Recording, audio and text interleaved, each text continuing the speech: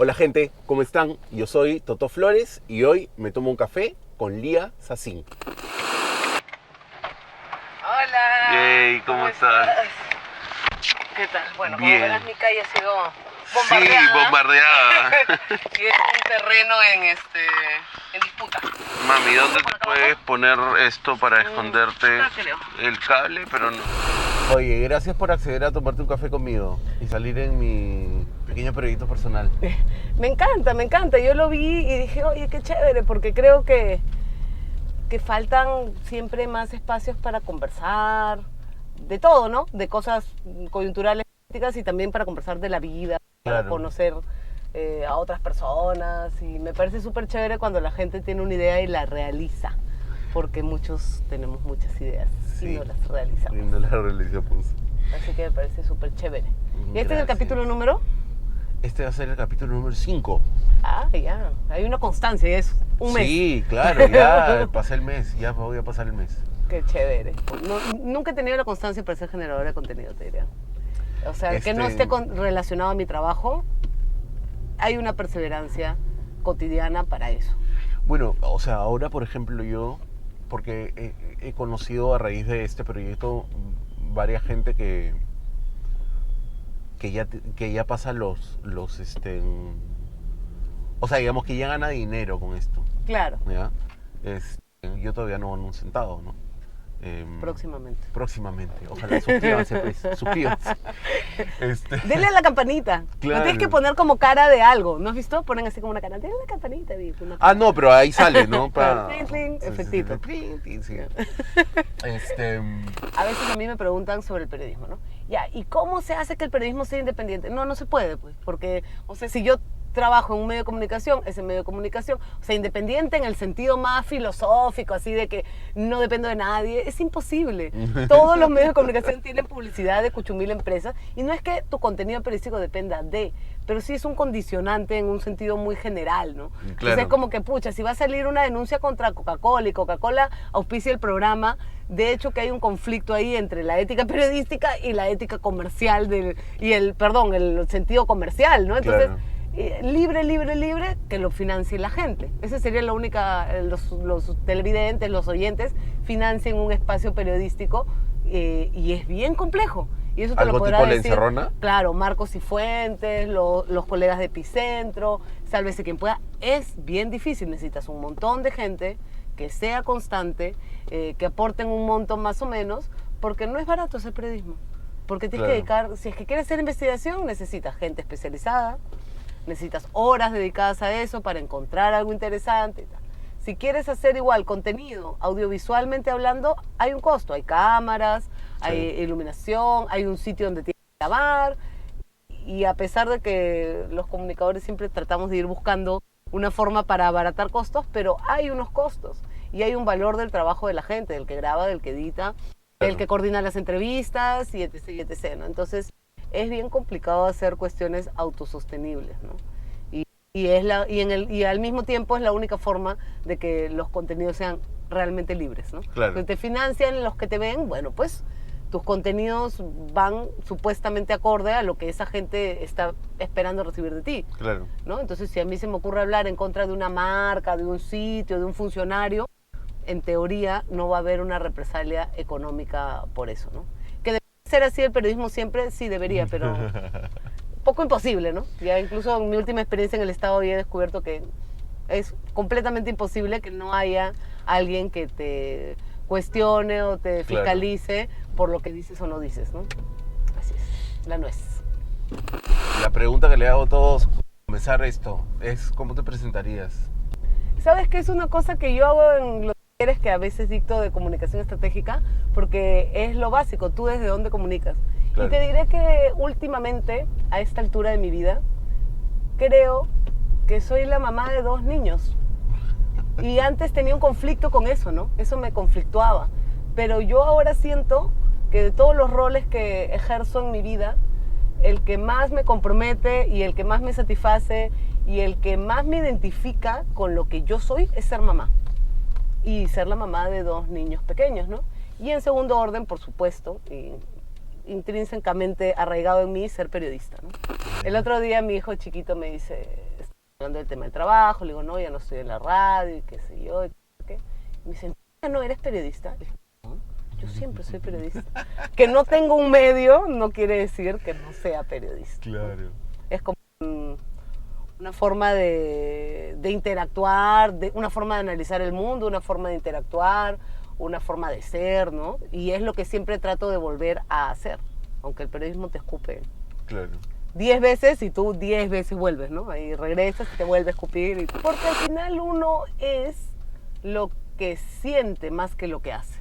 Entonces yo, como te decía, he tenido muchos conflictos. También podría decir soy feminista, por ejemplo, ¿no? Pero he tenido muchos conflictos conmigo misma con el tema de mamá.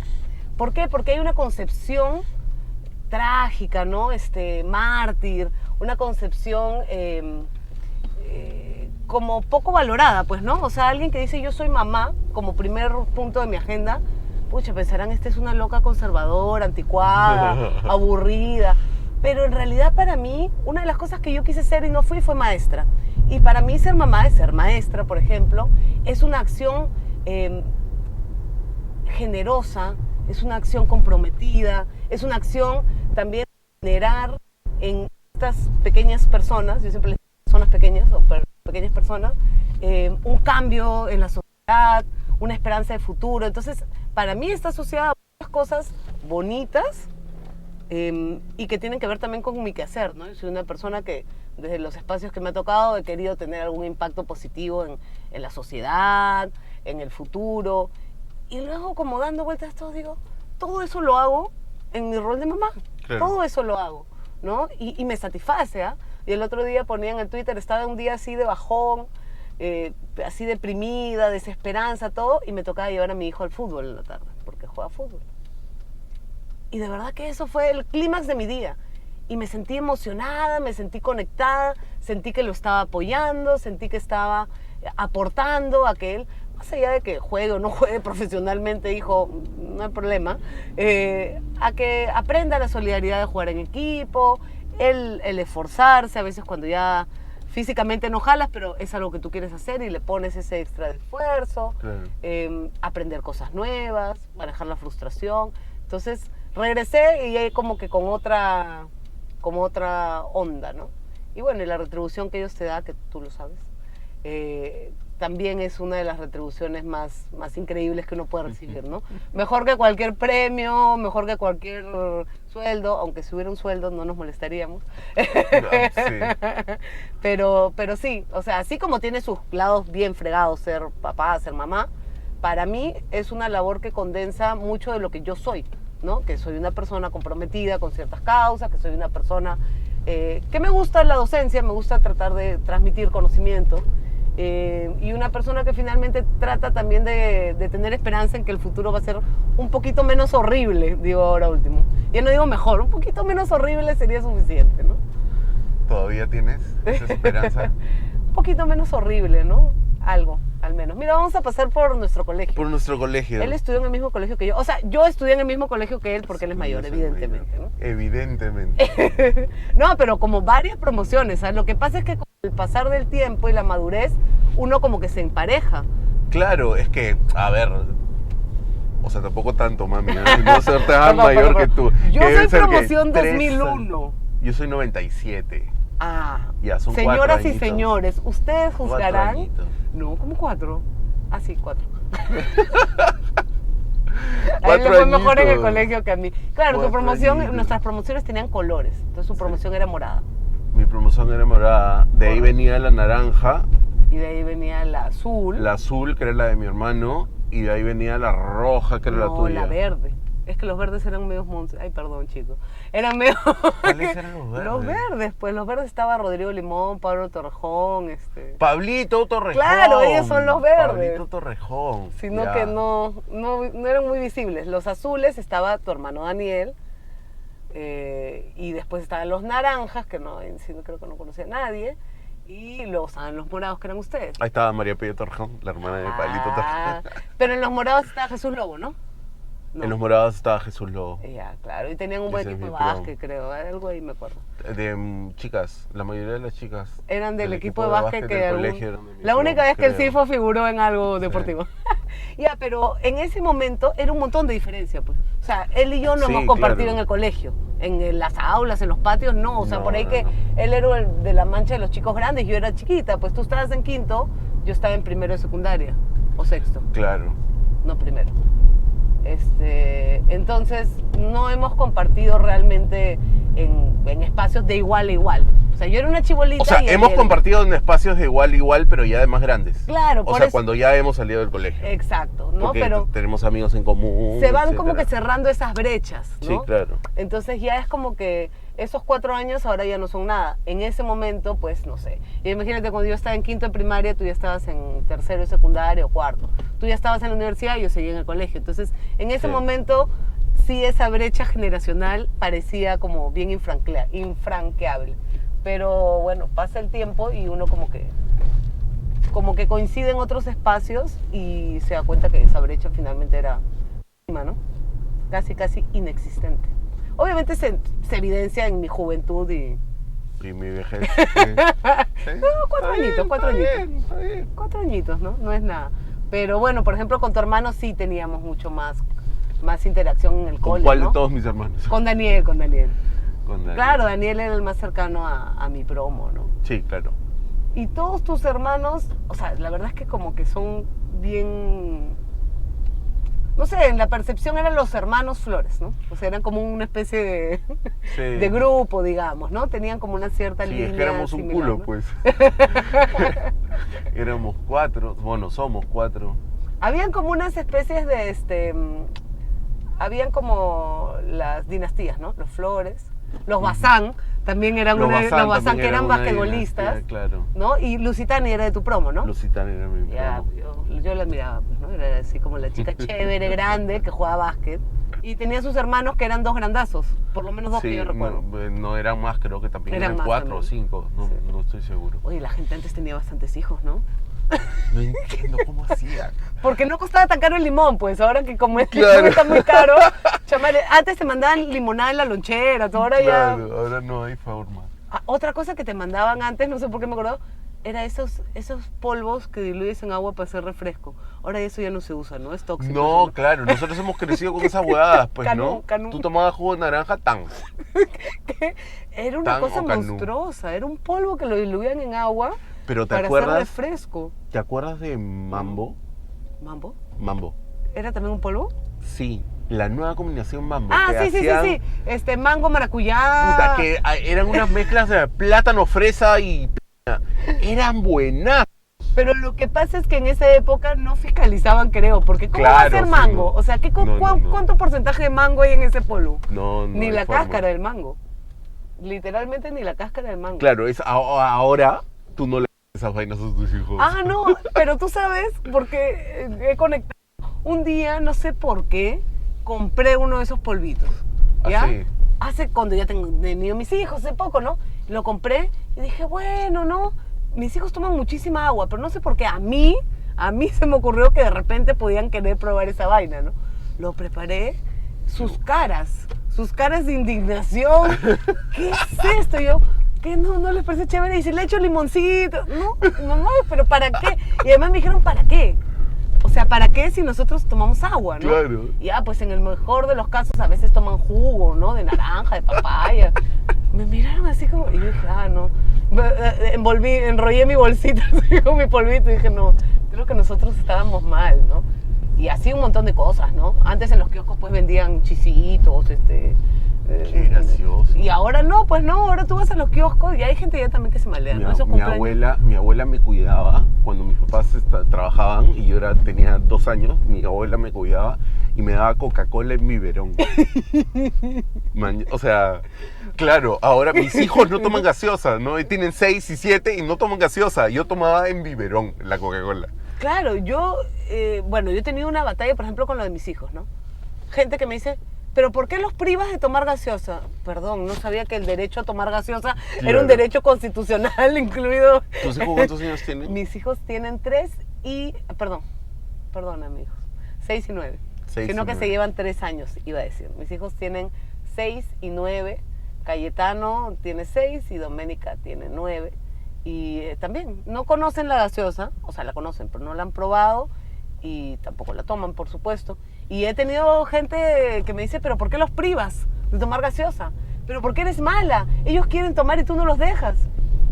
Porque mi hija mayor, sobre todo, es de decirte, ¿no? Ah, o sea Claro. que tú me dices que yo no coma y tú comes. Y tú comes. O sea que tú me dices que no tome gaseosa y tú tomas gaseosa. Entonces ha generado el efecto de que deje de consumir o consuma mucho menos ciertas cosas, ¿no? Y cuando eran más chiquitos, generaba el efecto típico de los videos de TikTok de que esperaba que se duermen para abrir mi bolsita. Y me ampallaron una esa es la vez. típica, pues. Me ampallaron una vez y fue así casi como que me hubieran descubierto una infidelidad. Fue terrible. Me fustigaron. Qué horror, mamá. Y cada cierto tanto se acuerdan. Mamá, ¿te acuerdas cuando te empallamos comiendo? No me acuerdo que comía algo, Qué viendo una bueno. serie. Y bueno, pero es una relación también de, bueno, obviamente de respeto y evidentemente yo soy la autoridad y ellos son los niños, pero en la que dialogamos también mucho de las decisiones que se toman, ¿no? Claro. A veces les he dicho, bueno, hijos, yo ya estoy perdida. Sí, mira, Pero ustedes todavía tienen esperanza, ¿no? yo lo que le dije a mi hija un día es como yo me he metido peores cosas en mi vida. Tú todavía. Así que cuando puedas, ya podrás. ¿no? Claro. Es como... Está Salgo, ¿no? Sales perfecta. Sí. Pling, Listo, mami. pling, pling, pling. Ya estamos en 33 revoluciones. Hi-Fi Coffee Shop. Me encanta, me parece un súper sitio y lo había visto por Instagram y no había venido. Me parece No había súper venido. bacán la onda. Es muy bacán. Son muy amigos, los dueños. Y de nuevo volvemos al CIFO, pues, porque otra vez en el colegio nos une este lugar, las personas Sí. que trabajan acá, los vinilos. Mucha gente chévere ha salido de ese espacio y yo por eso le tengo mucho cariño.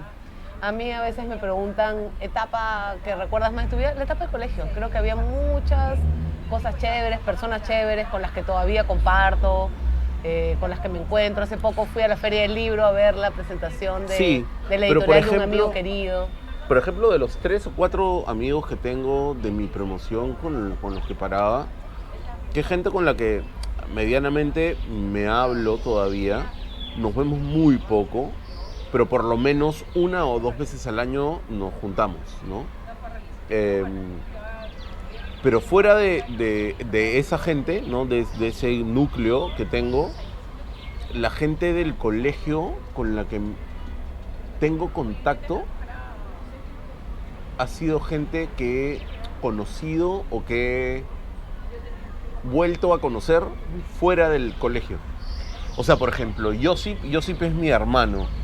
O sea, y en verdad nos hemos conocido cuando los dos ya no estábamos en el colegio, ¿no? Claro, pero yo siento que hay como una cuestión, no A sé ti, si es mami, formativa. a ti te he venido a conocer fuera Nos del hemos colegio. encontrado fuera del colegio, es Claro. verdad, pero yo tenía muy presente quién eras tú, sabía quién eras tú, y te tenía como identificado como una persona que había sido Del alumna de mi CIFO, claro. colegio, ¿no? Del CIFO. Ah, ese pata es del CIFO, sí. Y nos hemos encontrado en otro espacio. Tú en esa época hacías música. Sí. Yo me acuerdo en esa fiesta que nos reencontramos, que yo al toque dije, ah, este pata es el hermano de Daniel. El hermano de Daniel. Y estabas tocando tambores y estaba Sí. Luciano Borriti, que es un tipo súper chévere. Pero ahí nos tocamos de hippies, ¿ah? No de músicos. Luciano tenía un montón de tambores, pero siempre fue de medio hippiescos. O sea, de esa onda medio hipesca, por la Media que bohemia. pasamos cuando éramos más chibolos. Claro, yo en esa época era asistente de investigación en Agencia Perú, que era la productora que producía La Ventana Indiscreta y Dos Dedos de Frente, ¿no? Entonces yo trabajaba ahí y estaba todavía en la universidad, y en la universidad equivocada, por supuesto, ¿no? Siempre me preguntan algo que, puche, yo, perdón, a mi alma mater, como dicen, pero no me sentía identificada ahí. No era un espacio donde yo ¿En sentía qué que encajaba. Yo universidad estudié en la UPC. Entonces yo no sentía que encajaba en ese espacio. Así como tú dices, tengo 3 amigos, yo tengo 2 amigas de la universidad, 2, que conversamos y nos vemos, pero yo no sentía que encajaba en ese espacio, y entonces siempre andaba buscando otros espacios donde conectar con personas con las que tuviera más cosas en común. Y llegué a ese trabajo, porque no eran prácticas, era un trabajo, y ahí encontré un mundo de gente Claro. que más o menos tenía algo que ver con lo que yo sentía, con lo que yo pensaba. Ahí conocí a María Eugenia Guevara, que es súper chévere y ahora hace stand-up comedy.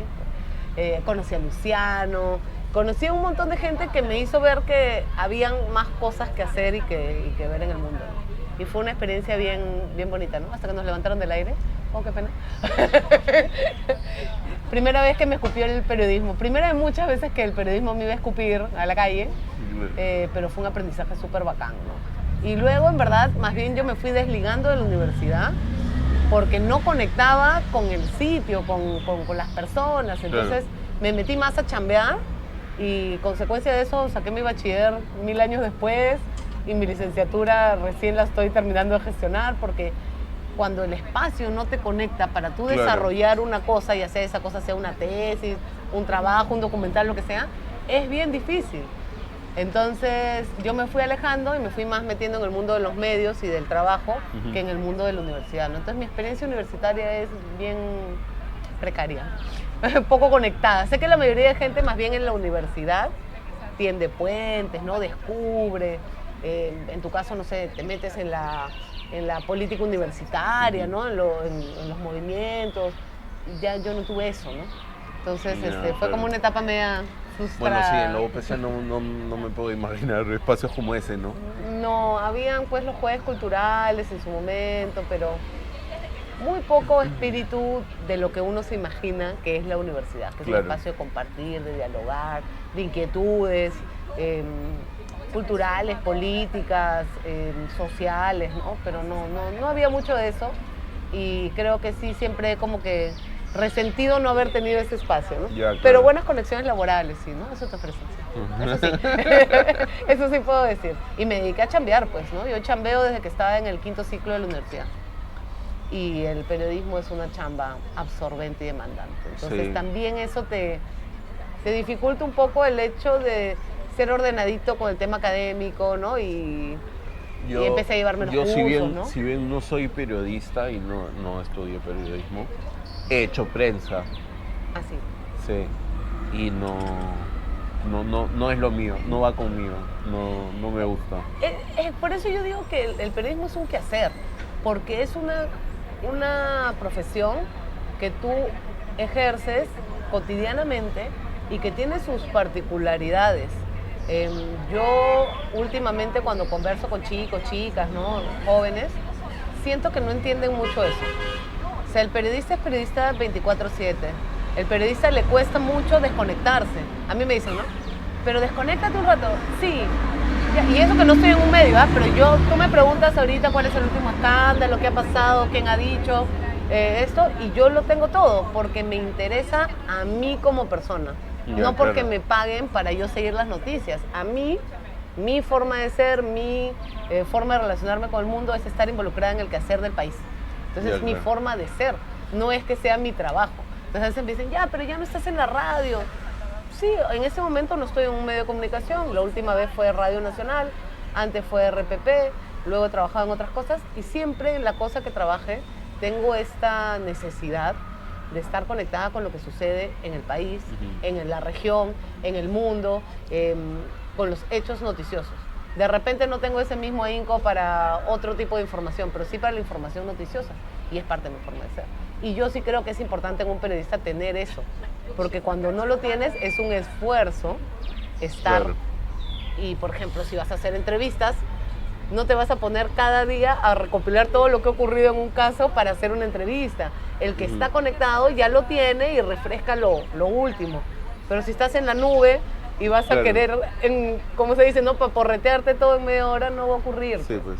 Sí. Entonces, pero sí es una forma de ser. También conozco mucha gente que ha trabajado en medios o en prensa y que odia, ¿no? Le parece una cosa tediosa, muy cotidiana, muy minúscula y muy demandante, ¿no? A mí me pasa que, por ejemplo, cuando trabajas, yo he trabajado mucho en el Estado, ¿no? Cuando trabajas en el Estado siempre tienes, pues, un par de teles o 3 teles con diferentes medios y todo el día estás con noticias, ¿no? Y qué está pasando, ahora, ¿no? Exacto. Es el ahora, ¿no? Sí. Yo me acuerdo cuando estaba en el colegio, yo quería estudiar literatura, evidentemente. ¿no? Entonces quería estudiar literatura y yo me di cuenta que si bien me gusta escribir, yo no soy una persona que se abstrae de la realidad. Y, o sea, si tú que estamos hablando de generar literatura, ¿no? Pues también puedes analizar o enseñar como materia. Pero para la producción de literatura tienes que abstraerte un poco de la realidad. Tienes que poder tener ese espacio también sosegado, esa posibilidad creativa. Y yo me di cuenta y dije, no, no la tengo. O sea, yo no tengo eso. Yo soy una persona que más bien le gusta generar contenido, me gusta escribir, me gusta desarrollar cosas, pero de lo concreto del día a día, de la realidad tangible. Me gusta esa presión del tiempo que tiene el periodismo, que te obliga a crear. Lo que no nos gusta es otro tipo de presiones que te obligan a crear ciertos contenidos, a cubrir ciertas noticias, a generar cierta información. Eso es lo tedioso. Pero el quehacer periodístico viene con esa presión de tiempo, con esa exigencia de estar atento y alerta 24/7, eso ya viene en el paquete, ¿no? Lo chévere sería que dentro de eso tú puedas elegir qué crónica hago, qué noticia destaco y a quién entrevisto. Y eso no es tan así, lamentablemente no es tan así, ¿no? Entonces, ahí hay una batalla, pero también hay una batalla contra el ego, ¿eh? Porque a veces yo digo, bueno, como a mí me parece interesante e importante hablar de poesía barroca, entonces voy a hacer y voy a dedicar un espacio a nivel nacional para evangelizar a todos con la poesía barroca, porque a mí me parece importante. O sea, el periodismo también tiene un componente social importante, de servicio, ¿no? De conexión con las necesidades de los ciudadanos y ciudadanas. Entonces tampoco se trata de, bueno, yo quiero la libertad para mis gustos e intereses particulares, ¿no? Utilizar el periodismo para eso, ¿no? Yo sí creo en una visión social, comprometida y de servicio en el periodismo. Entonces también siempre digo eso, si tú quieres ser periodista para ser famoso o para hacer plata, vamos mal. Con que puedas tener una vida digna, deberías estar agradecido, pero para ser famoso o ser plata, al final es una profesión que tiene mucho que ver con servicio, ¿no? Con preocuparte por la situación de las otras personas, por aportar a las problemáticas nacionales, que puede ser desde lo muy específico a cosas más grandes, ¿no? Entonces eso. Incluso te diría que porque soy una persona bien del día a día, tampoco nunca he hecho, por ejemplo, investigación mucho. ¿No? O sea, investigaciones de largo aliento, ¿no? Como hay varios capos acá en el Perú que lo hacen, porque bueno, no es mi perfil y mi enfoque. Pero bueno, ahí cada uno va construyendo su camino, ¿no? Aunque lo que sí, hacer periodismo en el Perú y en general en América Latina es sumamente complicado. Y en algunos países y en algunas zonas de nuestro país en particular, incluso de alto riesgo, ¿no? ¿Ibas a estudiar literatura? Sí, y educación, también fue otra carrera que cruzó por ahí. Y creo que educación en el sentido de que yo decía, bueno, literatura no creo que vaya a ser como que la gran novelista de la década, entonces de repente puedo ser maestra, ¿no? Porque me agrada tanto, ¿no? El mundo de los libros y leer. Y además me agradaba mucho analizar lo que leía, ¿no? Leer crítica y entender qué había al fondo de esto que este autor escribía. Y entonces yo decía, de repente va por educación más que por literatura. Felizmente no estudié educación, creo, porque, o sea, educación como maestra de colegio, no sé, hubiera terminado presa, seguro, ¿no? Enseñar es paja, o sea, enseñar es paja, ¿ya? Pero hacer es intensado, me ha tocado ¿no? dictar talleres alguna vez, así por cuestiones de chamba, ¿no? Y sí, pues, o sea, ser profe es como bacán. Claro, pero dictar a personas que están interesadas en lo que tú les quieres enseñar. Obvio, claro. A mí me encanta dictar talleres porque, por ejemplo, doy talleres de comunicación estratégica, talleres de empoderamiento de mujeres en vocería, con las particularidades que tiene a veces levantar tu voz cuando eres mujer, sobre todo en países como el Perú. Y me gusta porque hay una necesidad de lo que yo les estoy dando. Y obviamente uno hace todo lo posible para que tu conexión sea, ¿no? Chévere, empática. Pero ir a un salón de unos que están ahí obligados, que no te quieren ni ver, y tratar de jalarlos a lo tuyo, con los parámetros que además hay en el tema educativo hacia niños, por ejemplo, en niños y niñas, es tenso, ¿no? Y con los temas que hay de educar en el sentido más profundo, no solo de una materia o una herramienta, sino en valores, ¿no? En forma de comportarse, manejar un grupo. Es una labor bonita, pero creo que si hubiera sido maestra no hubiera sido de niños y niñas, quizás de grandes, ¿no? De grandes o algo así, ¿no? Y es chévere cuando hay esa conexión, ¿no? No siempre tu audiencia es gente que quiere compartir y recibir lo que les estás dando, ¿no? Igual ser maestro es una labor súper generosa, ¿no? Porque es dar y dar en una sociedad en la que no son como los más importantes del escalafón, ¿no? Claro. Por ahí que mejor ser futbolista. Dame un segundito, por favor. Sí, dale. Una amiga que iba a almorzar se ha resfriado. Iba a ir a almorzar a la casa. Se ha resfriado. Ahora todos andamos resfriados. Yo me he resfriado hace 2 semanas y me he quedado congestionado. Mira, yo no sé si se llama COVID, se llama Pepe, Lucho, Juana, pero todos estos virales extraños que van flotando y se van reciclando están ahí, ¿no? Y cada vez como que agarran más fuerza, ¿no? Sí. Entonces estás ahí y a veces ni siquiera es visible, es un malestar así interno que sientes agotamiento, dolor de cabeza, dolor de cuerpo y estás ahí como que... Pero yo sinceramente, sin ser como muy hippie, soy bien de... Bueno, toma sopa, toma tu té con limón, duerme. O sea, duerme, en verdad. Dormir es una actividad fundamental, reparadora, física y espiritualmente. Claro. Y los seres humanos lo hemos convertido en una tara, ¿no? Sí. Levántate temprano, ¿no? Que siesta, no, eso no existe, eso es para los flojos, ¿no? Trabaja y te tienes que quedar hasta tarde trabajando también. O sea, hemos convertido el dormir como en una cosa negativa, cuando es primero una actividad vital del ser humano. Claro. Y segundo, una actividad reparadora y positiva. Sí. Y le hemos estigmatizado, ¿no? La gente que duerme mucho es sinónimo de gente floja, ¿no? Sí. Eso es como por defecto. Y la gente que duerme poco es la mejor gente, cuando es gente que está enfermándose, ¿no? Alterando su sistema nervioso. Yo siempre digo, valoremos el dormir. Sí, es importante. Es sumamente importante. En verdad yo estaba, de un tiempo, esta parte estaba como no descansando. O sea, dormía como ya 8 horas, un poco menos. Pero eso que te levantas y te levantas cansado, no estás descansando. No estás descansando, ¿no? Realmente, Sí. estás pensando seguramente, Seguro. ¿no? Pensando cosas, dándole vueltas a esto, que qué voy a hacer. O sea, hay una hora, bueno, y el celular, ¿no?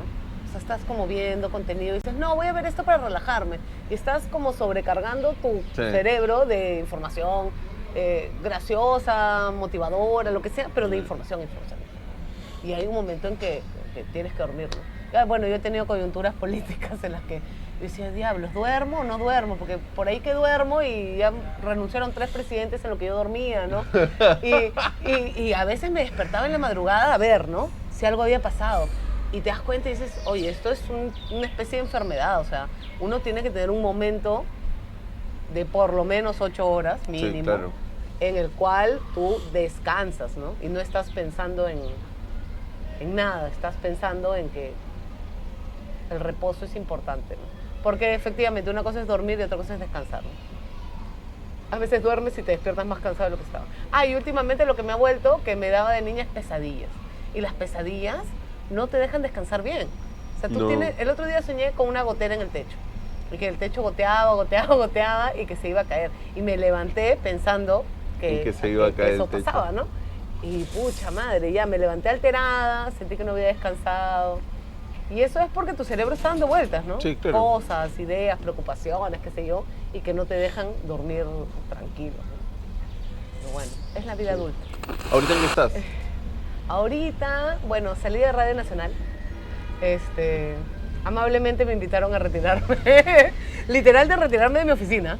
Yo estaba trabajando y me dijeron, disculpe, se tiene que retirar porque su orden de servicio no está vigente.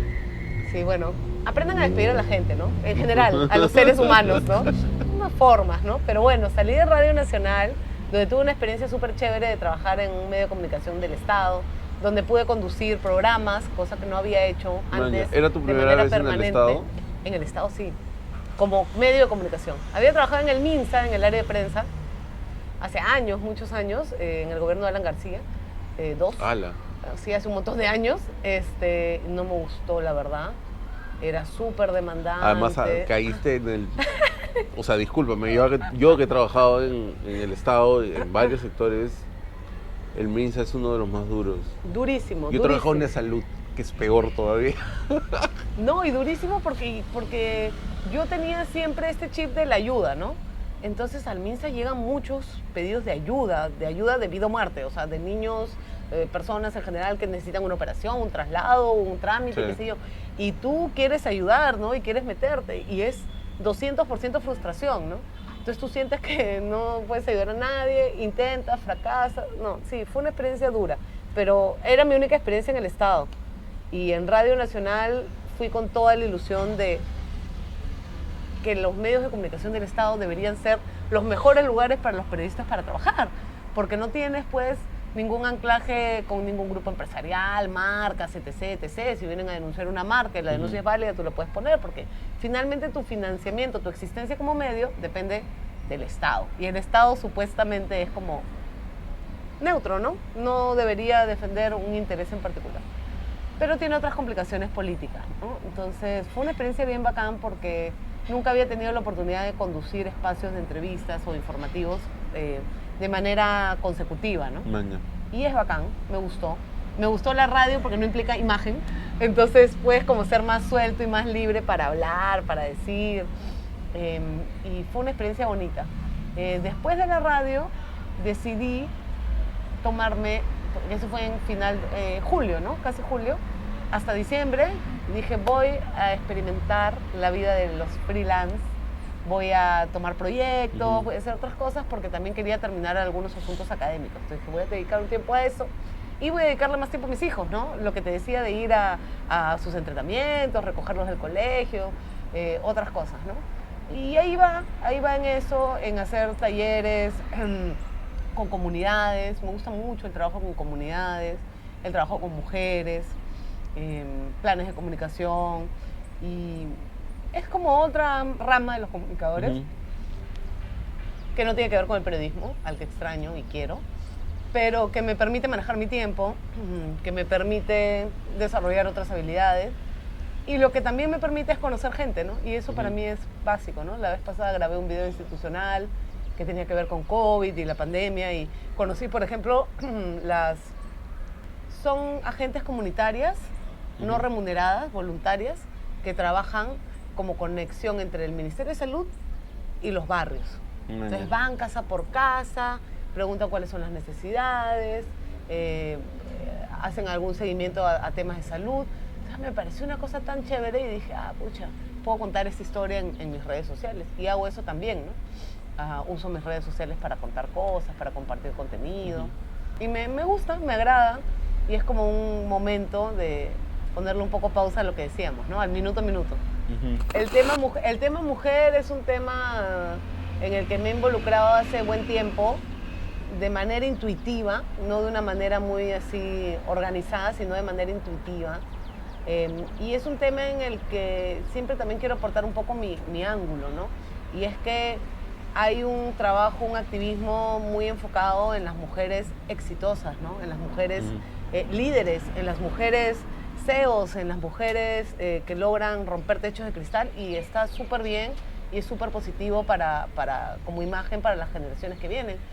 Pero creo que hay un piso que no estamos trabajando, y son todas las mujeres que no tienen ni siquiera la posibilidad de estudiar, la posibilidad de realmente hacer lo que quieren con su vida, que sus caminos ya están como determinados desde el día que nacieron siendo mujeres, las mujeres de las comunidades indígenas, las mujeres de los barrios que se organizan, y me gusta mucho llevar ese otro enfoque también a espacios diversos, y me gusta mucho trabajar con esas mujeres porque encuentro en ellas una sabiduría y una fortaleza alucinante, ¿no?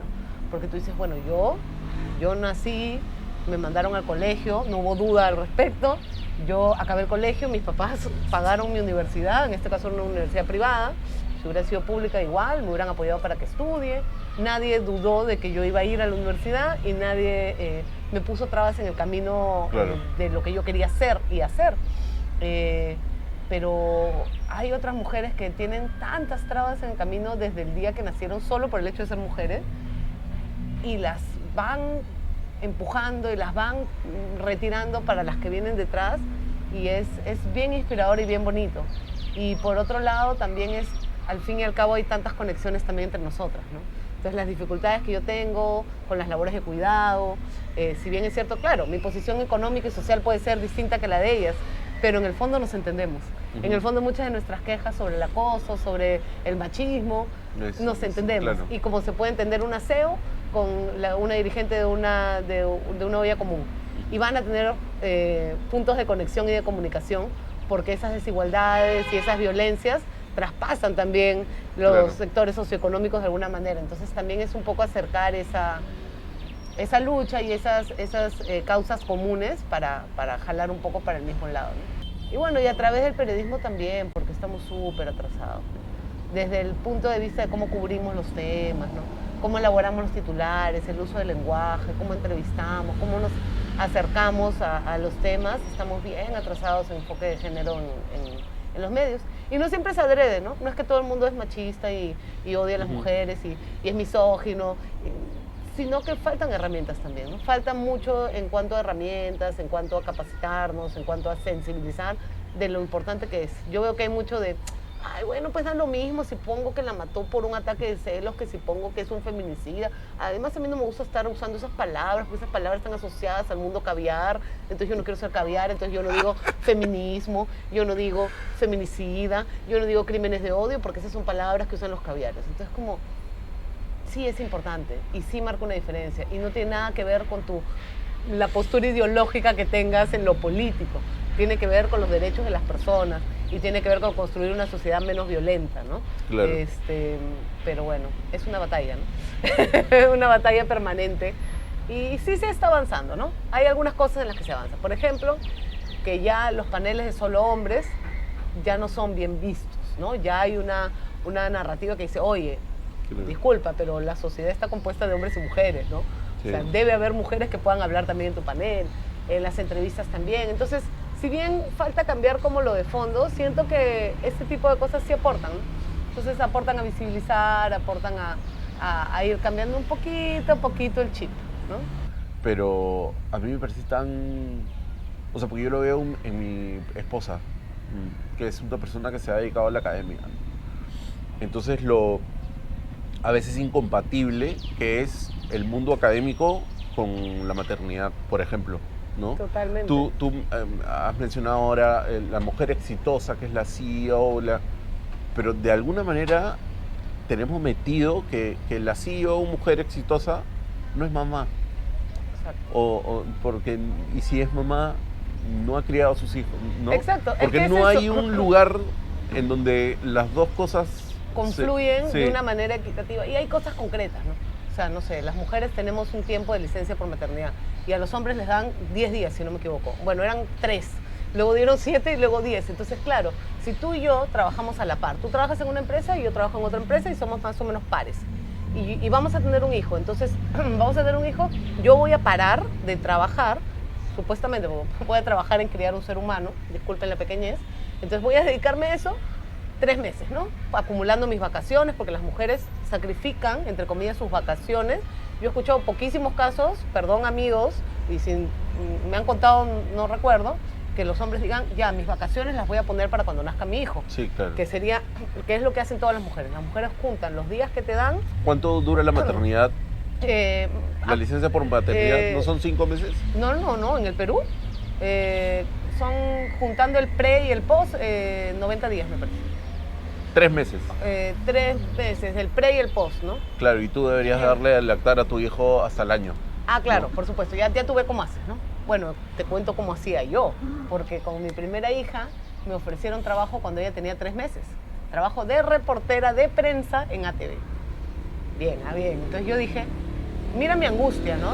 Mi hijita tenía 2 meses y mi angustia era, nadie más me va a volver a ofrecer un trabajo si no tomo este trabajo ahora. Entonces, el sueldo no era mucho, pero me alcanzaba para pagar a alguien que me ayude a cuidar a mi hija. O sea, es absurdo, ¿no? O sea, el sueldo que yo iba a recibir... Trabajas al final para pagarle a otra persona. Para pagar a otra persona, a que me ayude a cuidar a mi hija mientras que yo trabajaba, y vivía martirizada, porque realmente me martirizaba, porque yo tomé como un compromiso el tema de darle de lactar exclusivamente leche materna, por lo menos hasta los 6 meses. Entonces, antes de entrar a trabajar, me dediqué a no dormir para sacarme leche mientras mi hija dormía y congelarla para yo ir a trabajar, ¿no? Entonces, eso. Luego, cuando ya trabajaba, eh, iba con mi cooler y mi sacaleche y todos mis Claro. dispositivos. Entonces iba, me tocaba la comisaría de San Juan del Lurigancho un asalto.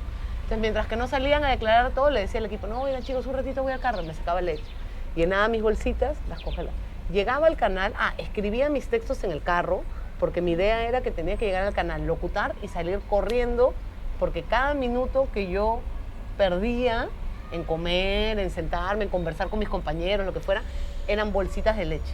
Entonces mi vida se contabilizaba por bolsitas de leche. Entonces, ¿cuántas bolsitas de leche necesito para que mi hija no le falte ese día o el día siguiente? Entonces a veces me Imagínate, decían, pues, Sal, o sea, vamos a tal sitio. No, no puedo porque no tengo suficientes bolsitas de leche para salir y le va a faltar. Entonces, una autoexigencia, que yo ahora en retrospectiva lo miro tóxica, una autoexigencia que en el fondo no es auto, es una cuestión social, porque si le das de lactar, eres mala porque no trabajas lo suficiente. Si no le das de lactar, es entonces que trabajas demasiado. Todo el mundo tiene derecho a emitir una opinión sobre la vida del resto. Exacto, O sea, entonces estás dejando de atrás tu carrera, tienes que esforzarte más para ser más exitosa, no tienes que estar ahí pegada con tu hija. Si la dejas para crecer en tu trabajo, para un proyecto profesional, pero ¿por qué no piensas en tu hija? ¿Cómo la vas a dejar tantas horas? Entonces, yo digo, las mujeres tienen que pensar cuándo tienen hijos, si los tienen, No, es que y qué trabajo se adapta supuestamente a ese rol, imposible, ¿no? pues. Y no lo puedes empezar. Y yo no Imposible. veo que sea igual para el otro lado. O sea, yo no sé si los hombres cuando No, van a no. tener un hijo dicen, oye, voy a cambiarme de trabajo para un trabajo que se adapte a mi rol de padre. No, Creo no. que no es equitativo en ese sentido y obviamente perjudica. Entonces, en el mundo de la academia es fuertísimo. Yo tengo varias amigas que se dedican a eso, la mayoría no tienen hijos.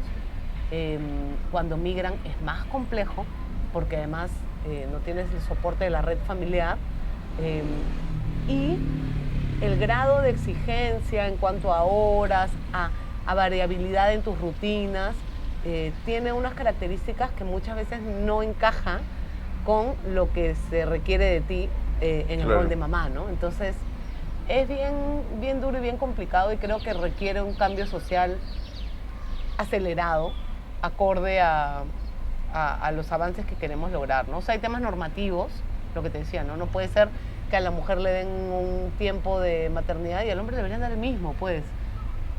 Y que lo puedes tomar escalonado, entonces, bueno, o de repente tú tomas, yo tomo primero cuando está más chiquito, que me necesita más a mí, y tú tomas el tuyo después, y entonces ahí me empalmas y emparejamos un poco las labores de cuidado, o como nos querramos organizar, pero debería haber un tema más o menos similar para que permita el desarrollo de las dos personas de manera similar, ¿no? Porque hay una preocupación por la calidad de vida, por el desarrollo de los seres humanos. Entonces acá no hay una preocupación por el desarrollo. Todo es cuánto le va a costar a la empresa y cuánto se va a gastar en eso y cuánto del PBI se va a reducir. Ya, sí, me parece súper bien preocuparnos por el tema económico, pero ¿cuánto invertimos en el desarrollo de seres humanos Claro, es que eso no importa. constituidos? Eso no, pues, se monetiza inmediatamente en ceros del PBI, ¿no? Un poco como leí un comentario que decía, el Perú es el país que tiene más reservas acumuladas en no sé qué cosa. Entonces el Perú debe tener todas sus brechas resueltas, ¿no? Debemos tener un sistema de salud increíble, un sistema vial increíble, porque cuando tú tienes plata ahorrada, quiere decir que tus necesidades inmediatas están resueltas. Entonces, ¿cómo puede ser positivo o absolutamente positivo que tengamos tantas reservas y no tengamos resueltos un sistema de salud digno, un sistema de educación digno, amplio, suficiente, ¿no? Red vial, conectividad? Entonces, ya qué bien, tenemos un montón de plata guardada y Claro, nuestra ¿de qué vida sirve? cotidiana es una desgracia. No hace mucho sentido, ¿no? Igual digo en la vida de cada uno de nosotros, ¿no? Entonces tú dices, sí, estoy ganando un montón de plata, ¿no? Estoy recibiendo un súper sueldo. Ya, ¿y tu vida cotidiana? ¿Cómo es tu vida cotidiana? Amarrado a una computadora, todos los fines de semana resolviendo pendientes que no pudiste resolver en la semana, con viajes de trabajo que después no te reconocen esas horas, porque, bueno, es parte de... yo creo mucho, y un montón de amigas que han tenido hijos después que yo me preguntan, ¿no? Me piden mi opinión. Yo creo mucho en el instinto. El Claro. ser humano tiene un instinto y nos desconectamos de ese instinto por la información, porque me dijeron, porque vi en un video. Ese instinto que tú tienes de que mi hijo necesita esto, mi hijo necesita lo otro, por acá va la cosa, es bien valioso. Y entonces yo le digo, eso, ¿tú qué sientes? ¿Cómo te sientes al respecto? Porque también he tenido casos de amigas, yo soy una activista de la lactancia materna y a mí me fue muy bien y fluyó y tal. No puedo mentir ni contar una historia dramática porque no fue así.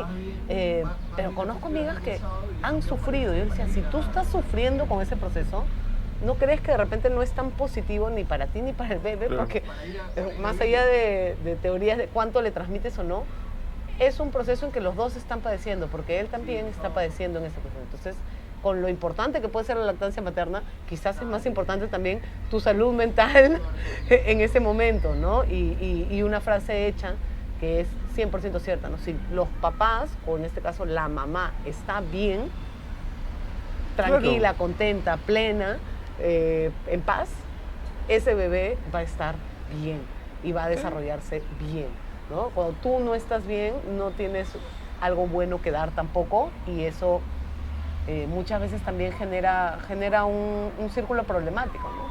La depresión postparto, las exigencias del mundo, la sociedad que te mira. Y yo lo veo mucho en el mundo clase media en el que yo me muevo, de mujeres que han ido a la universidad, la frustración de no poder cumplir con esos objetivos académicos, profesionales que tú tenías en tu cabeza, porque chocan y colapsan con lo que también tienes como objetivo de entregarle a tus hijos. Entonces, si doy más acá, quito acá. Entonces, ¿a quién le doy más? ¿A mi vida profesional o le doy más a mis hijos? Y si le quito a mis hijos, soy mala mamá. Y si le quito a mi lado profesional, soy una fracasada. Entonces, ¿qué quiero ser? ¿Una fracasada en lo profesional o una buena mamá? Como que no puede ser las dos cosas, ¿no? Entonces, el mundo te empuja a decidir. Y lo veo incluso en el mundo de los emprendimientos, ¿no? Porque tampoco emprender, dicen, ya, bueno, entonces no te ates a un trabajo fijo, emprende. Como si emprender fuera algo súper sencillo y que no te demande tiempo, Claro. ¿no? y que no te exija, ¿no? Además, también, eso también es una falacia, ¿no? El mundo O del sea, emprendimiento. sí, claro. O sea, creo que o sea, del grueso de emprendimientos, eso le va a ir bien a un 5%, ¿no? No porque hagas un emprendimiento te vas a solucionar la vida. Exacto. No todos los emprendimientos pegan, o sea... Y no todos tenemos esa característica de saber Claro, llevar, de saber llevar un negocio. independientemente un Sí, negocio, claro. de ser constante. Yo, por ejemplo, soy una persona que me agrada trabajar en equipo y muchas veces me agrada no ser la líder del equipo.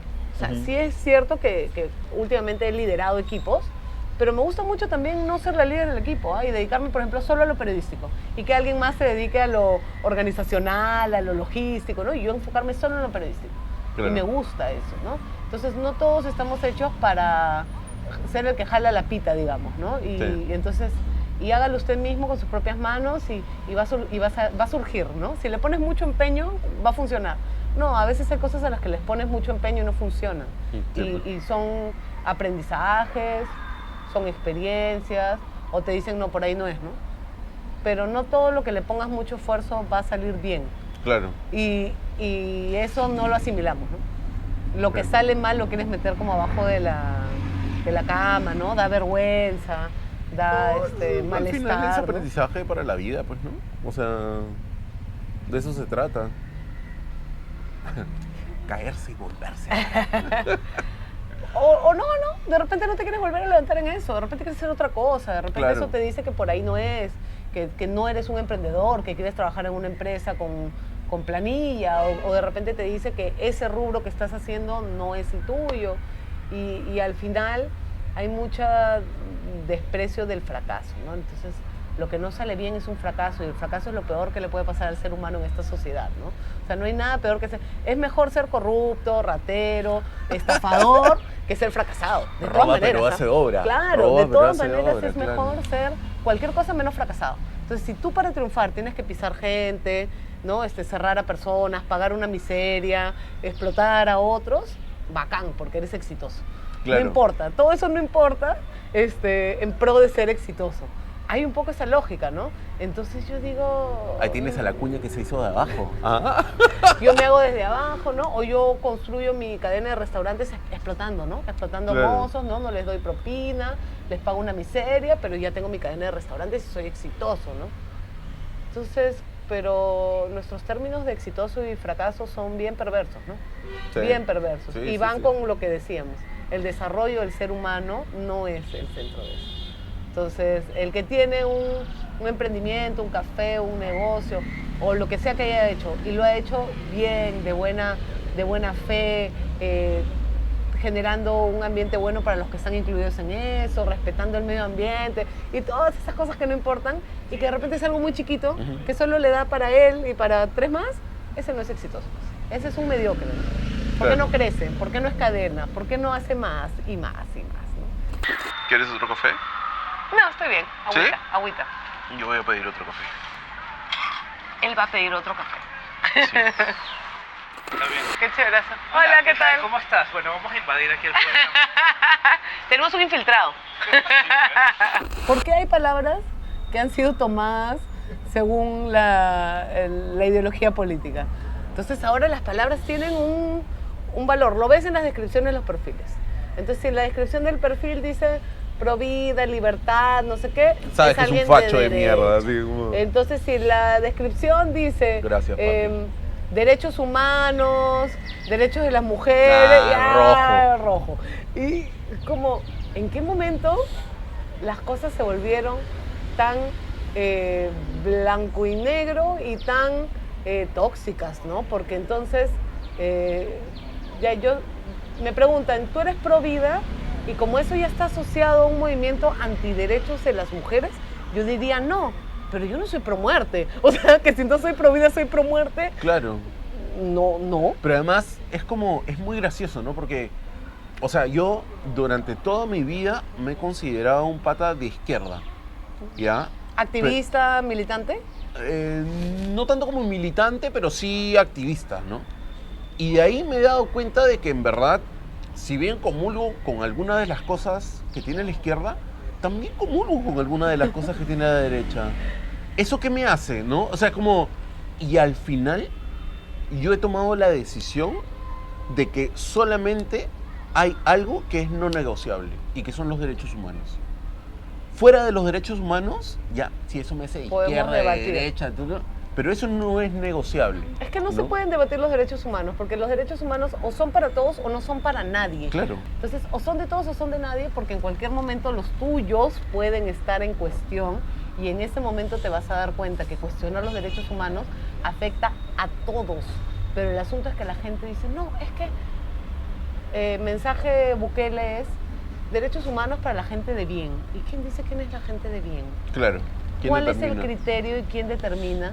¿Y cómo tú sabes que el que determina lo hace con criterios estrictamente legales, por decirlo de alguna manera? O sea, el que rompe la ley ya no tiene acceso a derechos humanos. Es una cuestión perversa y la gente lo debate, ¿ah? Y te cuestionan y te dicen, no, pero es que no podemos ser todos iguales. Ante la ley sí, y respecto de los derechos humanos sí, todos somos iguales. El que cometió un delito y el que no cometió un delito, porque el que cometió un delito va a tener una condena acorde al delito que ha cometido, y va a ir a una cárcel y va a cumplir su condena, sea el delito que sea. Debería, ¿no? O bueno, pues debería, porque hay unas personitas que cometen delitos y luego les dan programa de televisión, ¿no? Les dan un espacio en la radio, etc, etc, etc. Pero digamos, ese es un criterio que todos deberíamos tener y estar de acuerdo. Pero ahora ves que tienes en Argentina un señor que dice pues que no todos deberían tener derechos humanos y que eso no sirve, que no aporta a la economía. En Chile hay grupos negacionistas que dicen que bueno, pues que a los que mataron, secuestraron y les robaron a sus hijos en la dictadura pues eran terroristas, entonces bueno, mala suerte con ellos. Y te das cuenta que no es un sentido común tan común como nosotros quisiéramos. No, pues. Hay una narrativa en la cual imponer tu postura política puede suponer flexibilizar tu respeto a los derechos humanos del otro. Yo siempre, cuando hablo con gente de izquierda, yo no creo tener una ideología política muy definida, pero cuando hablo con gente de izquierda, siempre mento a Salvador Allende, ¿no? Salvador Allende muere literalmente aferrado a respetar los derechos humanos, la democracia, y muere en esa batalla. Y claro, algunos dirán, es un tonto, ¿no? Debió haber hecho lo mismo que iban a hacer los siguientes para evitar su muerte. Y yo lo veo como una lección de que si vamos a usar las herramientas del enemigo para ganar una batalla, ya perdimos la batalla. Al final estamos haciendo lo mismo que iba a hacer el otro, pero para nuestro lado ideológico. ¿Qué batalla ganada es esa? Y a mí me parece una figura muy potente Salvador Allende, porque él muere hasta el último minuto pegado a la democracia. Dice en un discurso poco tiempo antes de morir que él no va a cerrar el Congreso, en este caso el Senado, ¿no?, que ellos tenían, a pesar de que le estaban haciendo la guerra, lo querían destituir, lo quisieron acusar de que estaba loco, todo lo imaginable.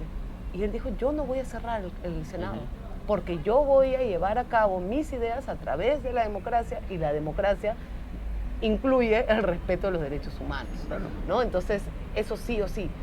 Y siempre lo traigo a colación cuando converso especialmente con amigos de izquierda, porque creo que es un ejemplo.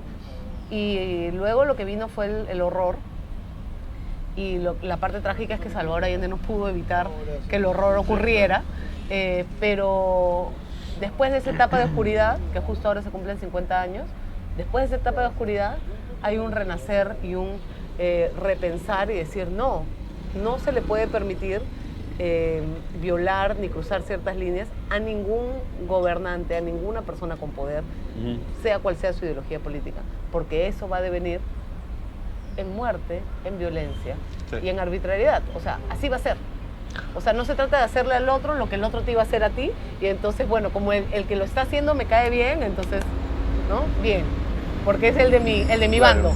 No es un tema de bandos, es un tema de humanidad. Allende es sinónimo de consecuencia pura. Sí, y muchos de los que viven del ojo por ojo y diente por diente dicen, que fue cobarde, que no se atrevió, y que finalmente perdió, porque supuestamente perdió la batalla, ¿no? Yo lo veo como algo más profundo que eso, ¿no? Creo que dejó sentado que iba a dar la batalla hasta la muerte, ¿no? Y como dijo, ¿no? Pagaré con mi vida, y pagó con su vida. Y yo creo que debería ser un símbolo no solo para la izquierda. Él era un hombre de izquierda y quiso hacer un gobierno de izquierda, y tenía el derecho de hacer un gobierno de izquierda porque ganó la elección por los votos. Y la gente dirá, pero es que ese modelo no funciona. Bueno, pero la gente decidió ese modelo. Si no funciona, la gente decidirá en la siguiente elección que no funciona. Y si el señor no se quiere ir del poder, habrán los mecanismos y la presión para que el señor se vaya. Pero si la gente vota por un gobierno, eso es lo más básico de la democracia, se supone que ese gobierno tiene derecho a implementar el plan de gobierno que tenga por el tiempo que dure su mandato. Si no se quiere ir al término, habrá que ejecutar las acciones adecuadas para sacar a alguien que no quiere soltar el poder. Pero si yo gano la elección porque mi plan es, no sé, voy a poner de ministro a mi perro, y es, bueno, gané la elección. La mayoría de personas votaron por ese plan de gobierno y tendrán que dejarme ejecutar mi plan de gobierno. Y cuando todo fracase me sacarán, pues seguramente. Puedes hacer como Fujimori, ¿no? Que dijo que iba a hacer una cosa y hizo otra. También, ¿no? También, claro. Pero ahí sale también la coalición ciudadana que ofrece resistencia a eso, ¿no? En ese momento no fue increchendo eso, ¿no? Pero bueno, el asunto es ese. Se supone que lo más básico, elemental de la democracia es que hay elecciones, la gente vota, y el que la mayoría logra, gana y ejecuta su plan de gobierno y tal, ¿no? Sí, claro. Y tienes un Congreso que también tiene una mayoría y una gente, y ahí se entienden, ¿no? A mí siempre me preguntan, ¿y tú qué opinas cuando ganó Pedro Castillo? Que se entiendan. O sea, la gente votó por un Congreso más tirado hacia la derecha, un poco y conservador, y por un presidente que era este señor. Que se entiendan. De eso se trata la democracia, que trabajen, que negocien, claro, que vean puntos en común y que ejecuten sus 5 años, el Congreso y el presidente. Lo más trágico que nos ha venido pasando es que uno de los dos poderes mata al otro porque no pueden hacer política, no pueden entenderse y avanzar. Yo te cierro a ti o tú me vacas a mí, y así vivimos. Claro, y eso no es democracia. Y no pueden hacer política porque básicamente no son políticos, pues. Exacto. O sea, estamos rodeados de gente que está llevando las riendas de este país que no debería estar llevando las riendas de este país. O sea, Sí, porque sus intereses no son los de los que deberían liderar a los partidos políticos, ¿no? Sino Claro. que todo es mercantil, utilitario, ¿no? Entonces son intereses de este grupo empresarial o de este grupo, o esto, ya propiamente de esta mafia, ¿no? O de estos intereses en particular, y en realidad el único horizonte es ese, ¿no? Lograr mi ley de no sé cuantitos para exonerar a estos de acá o para limpiar a los otros de acá, y eso es todo. Entonces Claro. el bien común, todas esas cosas de la política supuestamente, porque el problema no es la política, el problema es, o sea, la política es la forma en que nos relacionamos con el poder y Sí. en que la forma en que nos gobernamos y en el sistema democrático que es el que supuestamente tenemos en este país. Y entonces eso debería ser una solución para nuestros problemas. Claro. Y no lo es, ¿no? Entonces yo sí creo muchísimo en el respeto del voto. El voto es nuestra forma de, como ciudadanos, nuestra forma primigenia de participar. Mami, sí. muchas gracias por tomarte un café conmigo. Siento que la conversa me ha quedado corta. Segunda parte. Segunda parte. Segunda parte, vamos a hacer la segunda parte con nuestros hijos. No, pues ahí no se van a poder grabar. Ahí no se va a poder Los grabar. tuyos son 3, ¿no? 3 y 2. 6. No, pero de edades. 7 y 6. Ah, no, pero es tan grande. Vamos a hacer versión mini. Pero con leche, pues, ¿no? Alucina que estoy pensando para que cuando tenga un poco más de seguidores, Suscríbase. sentarme a conversar con mis hijos. Sí, porque ya son personitas que elaboran cosas, ¿no? Sí, claro. Y tienen su forma de ver el mundo. Habrá segunda Sí. parte.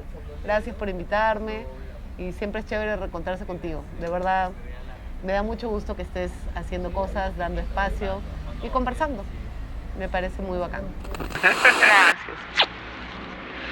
Tantos años. Vamos a tomarnos una selfie. Un selfie. Yo cierro el Si programa sale con bonita, me selfie. la pasas. Va a salir bonita, un par de churros los dos. Pero debe ser como de... A ver, espérate. Ya. Guapazos. Recundra, man. Guapazos, guapazos. Recundra.